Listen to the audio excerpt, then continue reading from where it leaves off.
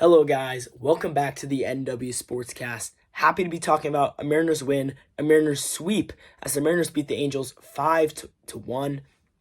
They now advance to 34-27, which is 7 games above 500. In 2023, they didn't reach the 7 game above 500 mark until August 5th, which was the 111th game. So certainly, record-wise, we're in a better spot. They sweep the Angels and we're 6-1 on the homestand, moving into an off day tomorrow before they hit the road to go to Oakland and KC. Luke Raley's my player of the game. He went 1 for 2 with 2 hit by pitches, 2 RBIs, and 2 runs. And, he didn't have only the 1 hit, which was the homer. But now that makes it back-to-back games with the homer. And I would even call it 3 because in my mind I count the robbed home run by Mickey Moniak in the first game. So really great hitting as of late by Luke Raley.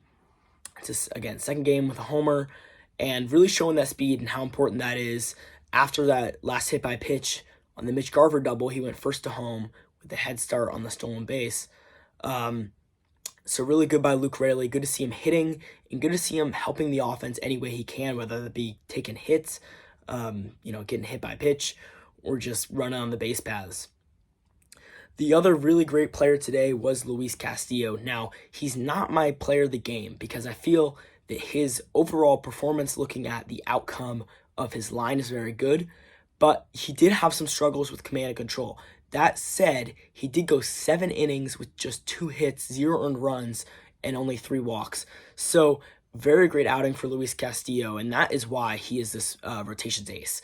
Even if he doesn't have his great stuff, he's still going to go out there and just be a dog for you and pitch those 7 innings and 6, 7, 8 innings even, and put up the scoreless innings.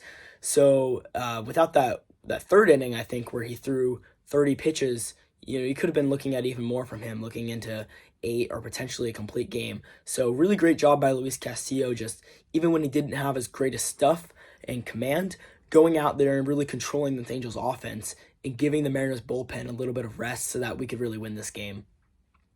The other big-time player in this game, Mitch Garver, he had 2 hits, including the big RBI double in the bottom of the 8th inning, the 3 RBI bases clearing double.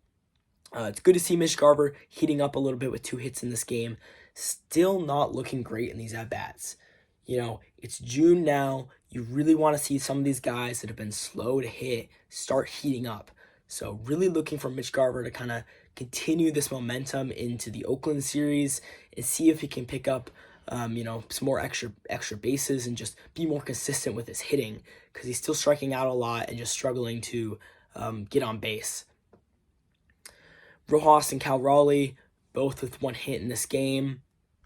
On the whole, the offense wasn't too great. A lot of infield base hits and bad defense by the Angels was contributed to most of our base path traffic. JP 0 for 4, Julio 0 for 3 with a walk, France 0 for 4, Bliss 0 for 4, and Canzone 0 for 2 with 2 walks. So again, this offense, even scoring the 5 runs, you can tell just unable to put it together as a whole group. I think that you're looking at a team who, if they're able to score more than their 3rd worst in MLB, like 3 average runs per game, they'd be not only just leading this division like they are right now, but I think they'd be leading the American League. I mean, seriously, with a better offense, and this has been the story all year, they truly are one of the better teams. Even when their pitching hasn't been on that great run that it was in April, it's still just so good that we're staying in these close games and we're winning a lot of them. But imagine if we're scoring just 1, 2 more runs per game, then we could be looking at a record that is just massively different than the 34-27 that we're sitting at right now. But on the whole, I think that the offense looked all right this homestand. 19 against the Angels, we scored 19 runs to just 17 strikeouts. So looking better on the strikeout front, along with scoring more runs. That's good to see. Gonna definitely have to carry that momentum in Oakland against some of those starting pitchers. You really want to jump on top of them before you get to the bullpen. So today's game concludes 17 straight games for the Mariners without an off day. Tomorrow being their first off day since before the last road trip. So that's going to be a huge opportunity for the Mariners to rest up, get the bullpen in full strength again, and prepare for the next road trip. 17 days was grueling, and it was one of the hardest stretches that they're going to have all season. So I think even after losing that road trip, we're in a really great spot right now. We didn't dig too deep of a hole. Let's go in and preview this next road trip. Following tomorrow, starting Tuesday, we're going to be taking on Oakland for 3 games. We're looking at Kirby, Gilbert, and Wu for the 3 starting pitchers.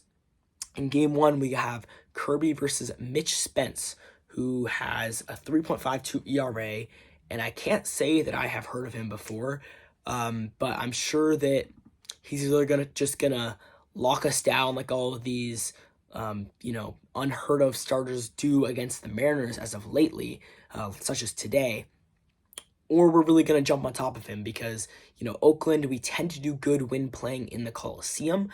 So we'll see what the Mariners can do. I think I'm looking to have Julio have a good series as he typically plays good in Oakland, along with Ryan Bliss, see if he can start heating up, get more than just his first hit, and maybe hit that first home run out of the stadium. So that'd be good to see. In game 2, we have Gilbert versus Joey Estes, who's at a 6.1 ERA right now. So really, you got to jump on top of him.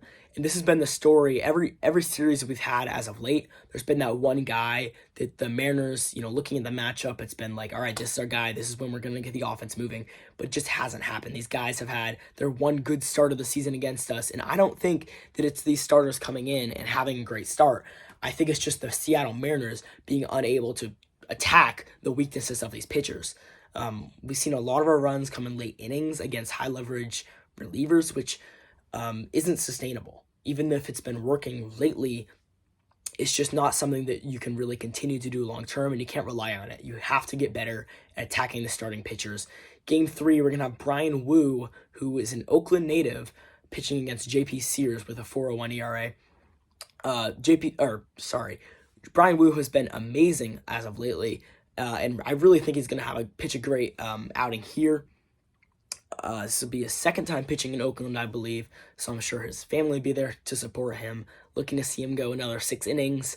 I'm guessing that the Mariners will still be cautious with their innings, unfortunately, they've been pulling him at around 65 to 80 pitches in these last couple of starts, which isn't what you want to be seeing, especially when he's been pitching so good. But I think that when he's giving you at least 6 innings in these opportunities, it's not the end of the world. And I think that as long as we're in a position where we're in a good spot in the game, we have a lead, or our bullpen is at full strength, I don't see the issue with it. I'd rather see Wu get healthy so that he can continue to pitch for us throughout the season. After the Oakland series, the Mariners will be going on for Kansas City for 3. And then they're going to come back home against the White Sox for 4. So this is a big stretch of games right here. These 10 games could make or break this month, because you could be looking at a swing from either, you could go 8-2 or you could go 5-5. So you never know what you're going to get from these teams. 3 of the White Sox and the Oakland, not great teams, but the Kansas City could give you a run for your money. So we'll look to see what the Mariners can do. Well, that's going to wrap up this post-game show of the Mariners' victory over the Los Angeles Angels of Anaheim. They sweep the series, and they're looking really great in this stretch right now. We'll see if these bats can get going in Oakland. And as always, go Mariners.